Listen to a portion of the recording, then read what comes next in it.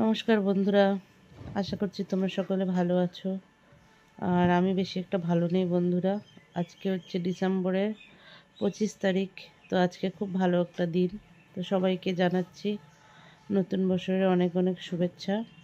তো সত্যি বলতে আমি ভালো নেই, কেননা কয়েকদিন থেকে আমার প্রচণ্ড মাথা যন্ত্রণা এবং জ্বর। ওটা অনেক এতদিন অবধি যেটা হয়েছে একটু কমের মধ্যেই ছিল। আমি ভেবেছিলাম আস্তে আস্তে ঠিক হয়ে যাবে, কিন্তু আজকে একটু বেশি হয়ে গেছে।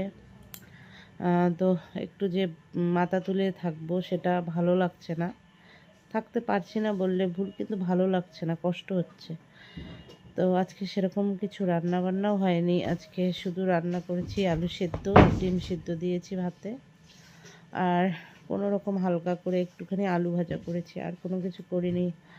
আর সত্যি বললে রান্না করার মতো ইচ্ছা ছিল না, কেননা শরীর চলছে না, তা কী করবো বলো। আর তোমাদের দাদাভাইও নেই বাড়িতে যে ও রান্না করবে, কেননা ও তো দোকানটা তো খুলতে হবে, যেহেতু দোকানটা ওর উপরেই পুরো। তো দোকানটা না খুললে আর কি করে হবে বলো। আর এখন তো আসতে বাবা, এখন তো সকাল সকাল দোকানটা খুলতে হয়, টুকটাক কেনাকাটা করে লোকরা। তো এই যে দেখো আমার ছোট ছেলে এখানে, ও আমার মাথা টিপে দিচ্ছে। আর সকালবেলা আমি জ্বরের ওষুধও খেয়েছি। আর দেখো ছেলের নখগুলো কাটবো ভাবছিলাম, আজকে ওর নখগুলো বড় হয়ে গেছে অনেকটা। সব সময় তো কাটা হয় না, এক একটা করে দিন।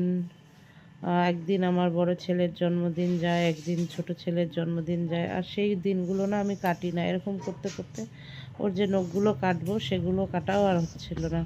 আজকে ভাবছিলাম কাটবো, কিন্তু শরীরের পজিশন এতটা খারাপ, আর ভালো লাগছে না। আর সকালবেলা ওষুধও খেয়েছি আমি, তো তারপরে জানি না এখন কি হবে।